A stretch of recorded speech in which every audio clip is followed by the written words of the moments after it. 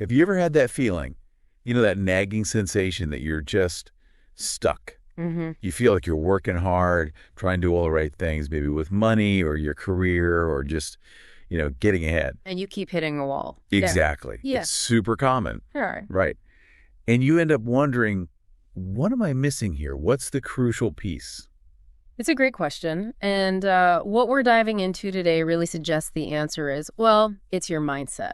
Mindset. Okay. Yeah. It's not just about how much is in your bank account or how many hours you work. It's deeper. It's the way you think, how you approach making choices, the actual lens you use to see your whole life. And that lens has incredible power, doesn't it? Mm-hmm. To shape your future, success, even just day-to-day happiness. Absolutely. And that power is what we really want to unpack today. So our mission in this deep dive is to pull out the most potent insights from some really influential sources. Mm-hmm. We've spent time digging into the ideas inspired by Rich Dad, Poor Dad by Robert Kiyosaki, and also The Psychology of Money by Morgan Housel. Really fascinating stuff. Both great books. Our goal is for you, the listener, to walk away with a really clear understanding of what mindset actually means. And importantly, to see the difference between what we might call a rich mindset and a poor mindset. And just to jump in there, that's about the thinking, not the people themselves. Crucial distinction, yes. Yeah. And then maybe most importantly, get some practical ways you can start shifting your own mindset for a better life.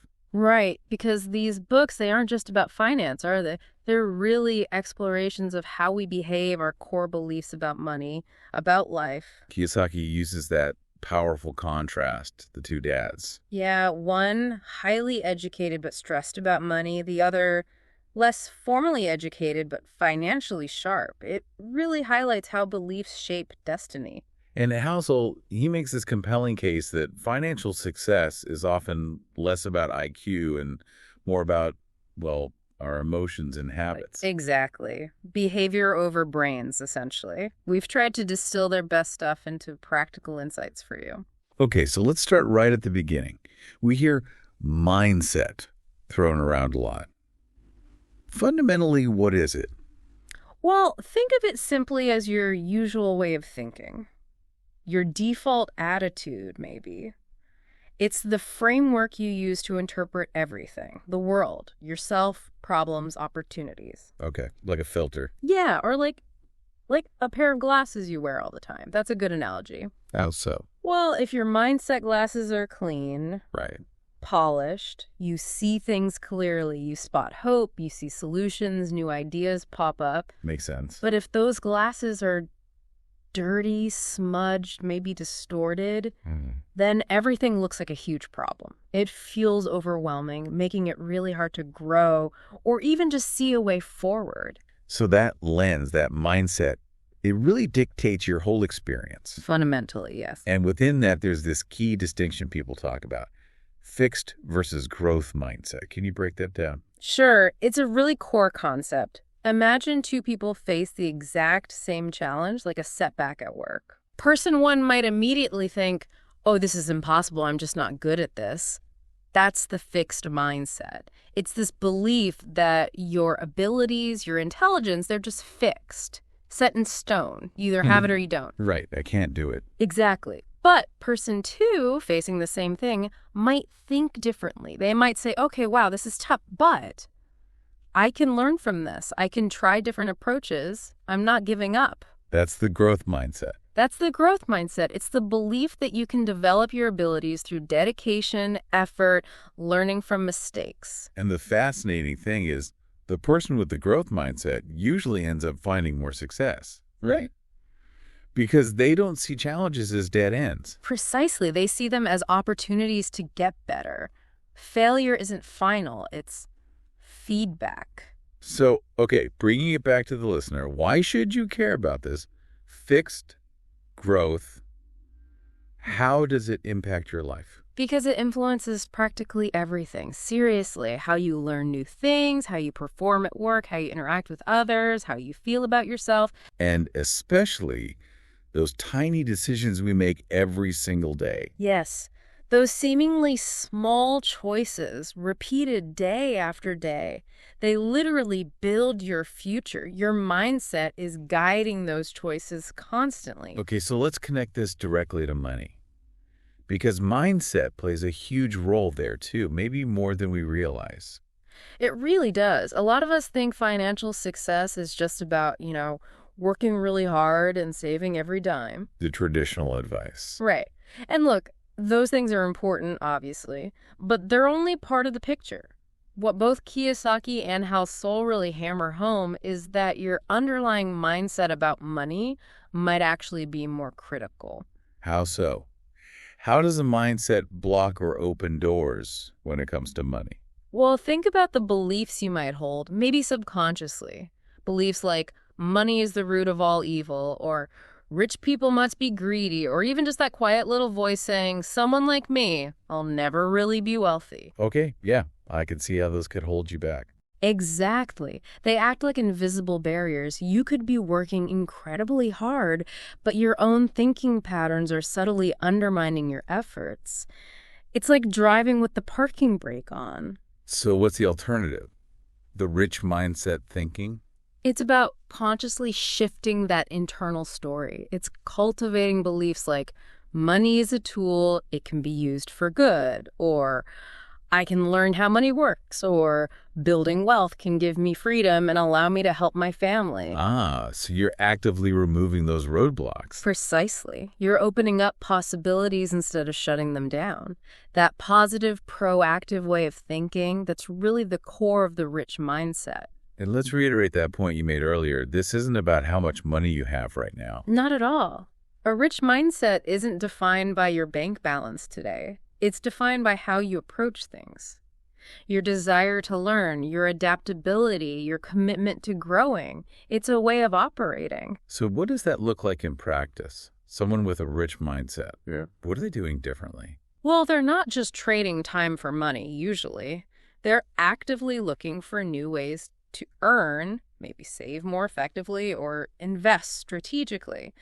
They're thinking about how to make their money work for them. Like Kiyosaki's rich dad always said. Exactly. And crucially, they keep learning. Even when they fail, especially when they fail, they see setbacks as lessons, not reasons to quit. There's a belief there, isn't there? A belief that they can change their circumstances through smart choices and action. Absolutely. They don't just wait for success to happen to them. They believe they can create it. Okay, so let's make this really concrete. You mentioned we're comparing rich thinking versus poor thinking, not people.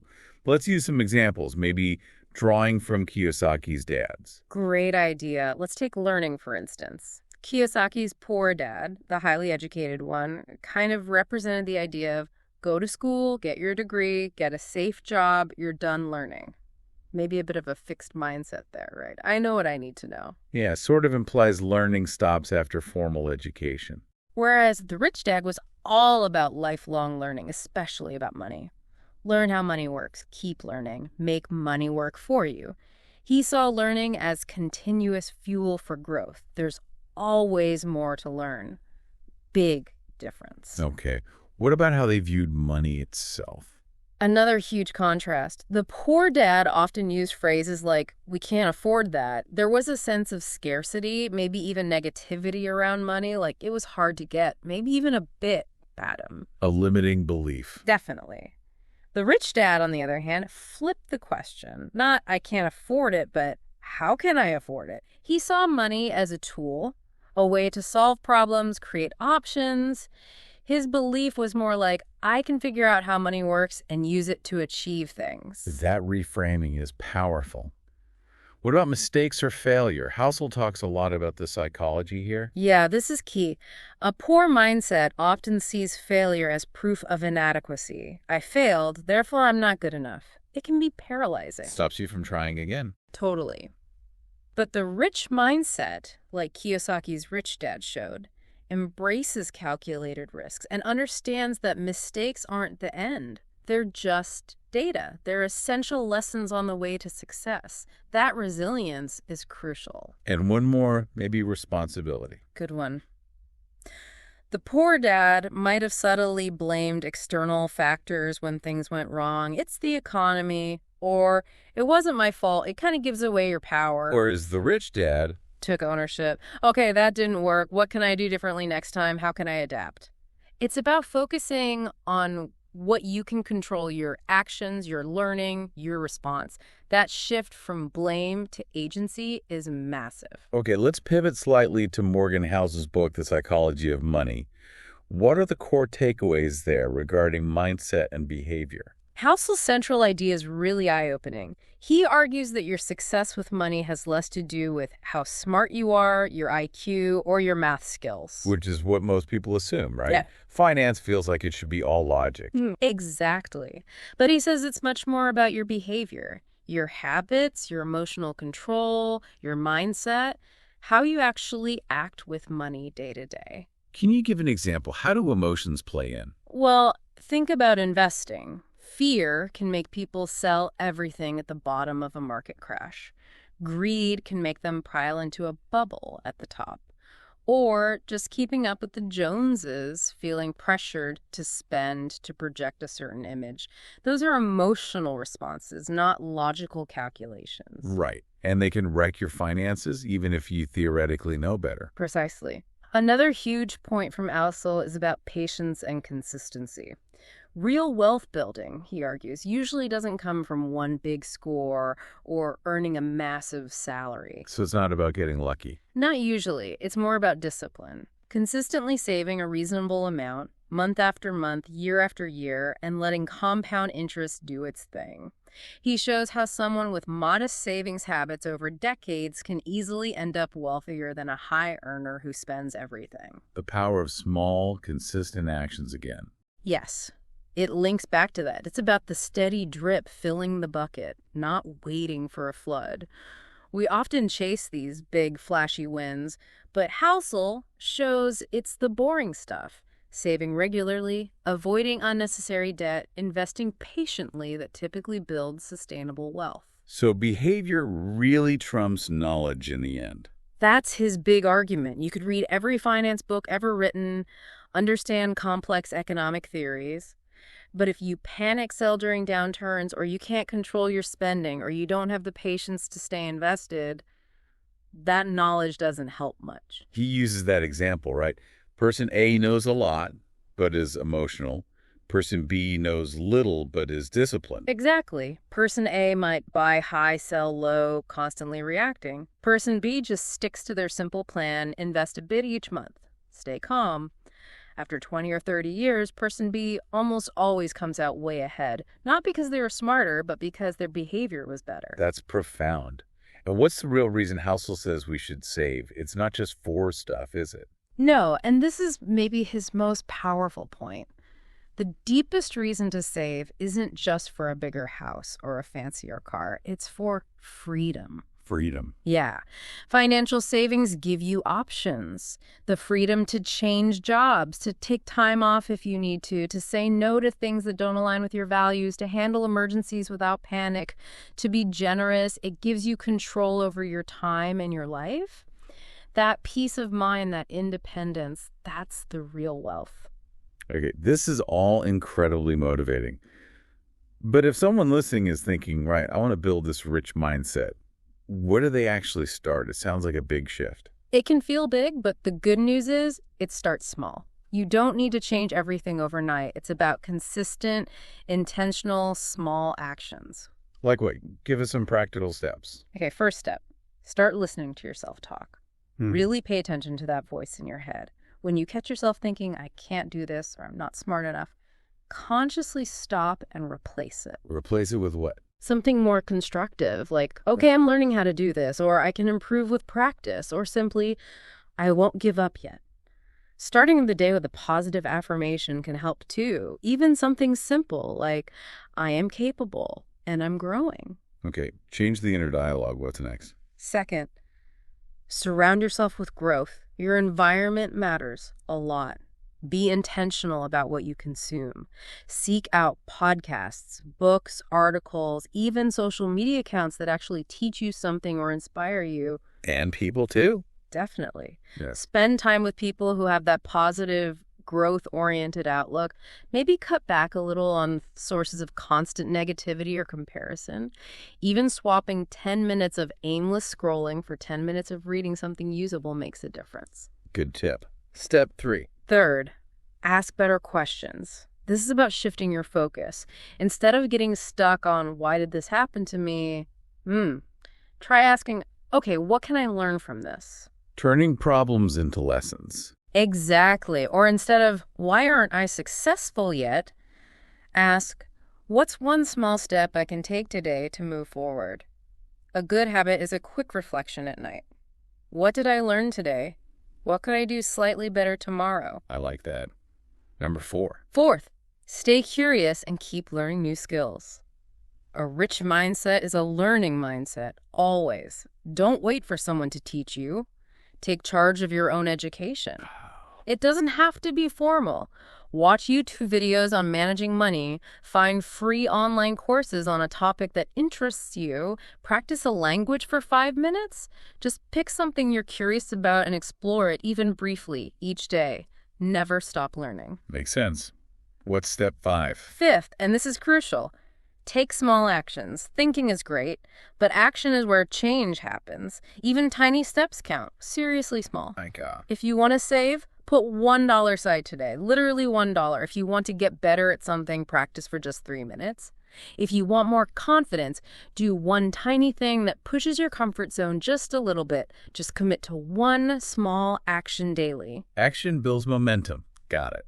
And the last step. Finally, number 6. Celebrate your progress. Focus on growth, not perfection. Acknowledge the small wins. And did you finish this deep dive? Yeah. Awesome. Did you learn one new thing? Great. Did you try something and not give up immediately? Fantastic. So recognize the effort and the learning, not just the end result. Exactly. Maybe keep a little success journal.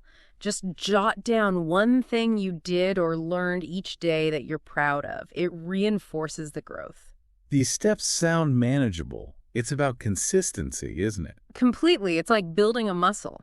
Yeah. Every time you choose a positive thought, ask a better question, learn something new, or take that small action, you're strengthening your mindset. You're actively shaping it. Let's bring this to life with Daniel's story. You mentioned him earlier. How did he apply these ideas?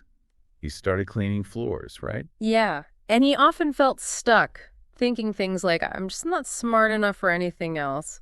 But gradually, he started applying these principles. He started small. What did he change first?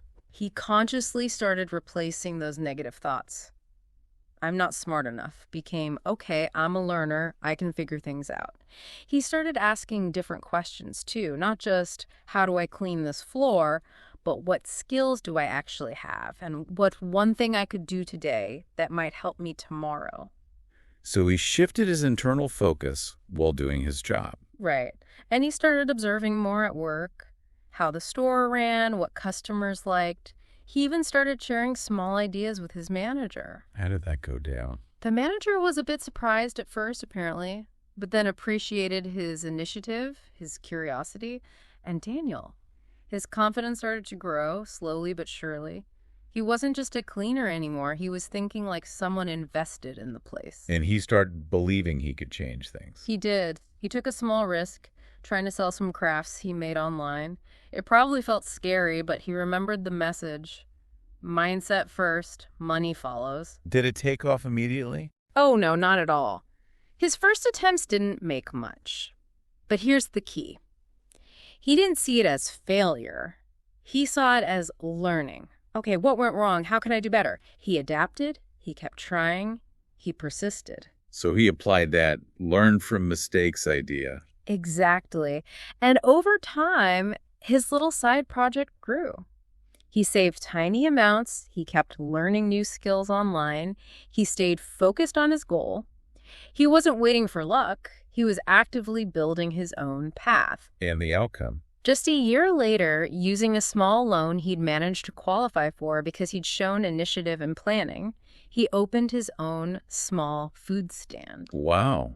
From cleaner to business owner in a year. Well, it wasn't a huge business, but it was his. He applied everything he'd learned: customer service, quality, managing his small finances. His life genuinely changed, not because someone handed him money, but because he changed his thinking. He went from "I can't" to "Okay, let me try this." That's a powerful illustration. He didn't become a millionaire overnight. No, but he became stronger, smarter, way more confident. His mindset shift literally created a new reality for him. And it all started with that thought. Maybe I can. So as we wrap up this deep dive, let's just recap the core idea. Yeah. Your mindset, how you think, what you believe, how you see the world, it really is the architect of your life. It absolutely is. It guides your choices, fuels your actions, shapes your future. We've talked about the contrast. The rich mindset focused on growth, learning, taking responsibility. Versus the poor mindset, which can get trapped in fear, doubt, and blame. And the biggest difference really isn't about money in the bank. It's about the belief system you choose to operate from. Right. And the empowering part is you don't need to be born rich or have some amazing talent to build a rich mindset. Not at all. It starts with those small, consistent shifts we talked about. Asking better questions, learning something new every day, saving even a tiny bit, surrounding yourself with positivity, reframing challenges as lessons. Those small daily choices, done consistently, they compound. They strengthen your mindset over time, and that opens up doors you might not even see right now. You know, money comes and goes, jobs change, life throws curveballs. But your mindset, that's yours to keep. It's the asset you carry with you everywhere. With a strong mindset, you can adapt, you can learn, you can rebuild, you can innovate no matter what's happening externally. It allows you to see problems not as disasters, but as challenges to be solved. Exactly. In that sense, your mindset is actually more valuable than money itself. Money helps, sure, but mindset empowers you for life. So remember this. Your past doesn't define you. Your mindset does. Keep growing, keep believing. Your mindset really does create your future. And before we finish, we really want to encourage you, the listener, to take this from just listening to actually doing. Try repeating some affirmations, maybe daily. Things like, I can change my life, my mindset is powerful, I learn and grow every day. Or, I believe in myself. I take small steps toward big goals. Mistakes help me learn. I create my future with my thoughts. Say them out loud. It feels weird at first, maybe, but it's powerful mental training. It really is. And maybe take just 2 minutes after this, right now or later today. Just think about, or even better, write down or say out loud, what's one thing I learned here, and how am I going to apply it? Just one small thing. Make it concrete. Make it actionable. Keep practicing. Keep envisioning what's possible. Keep building that rich mindset, one thought, one action at a time. Your best life is waiting to be created.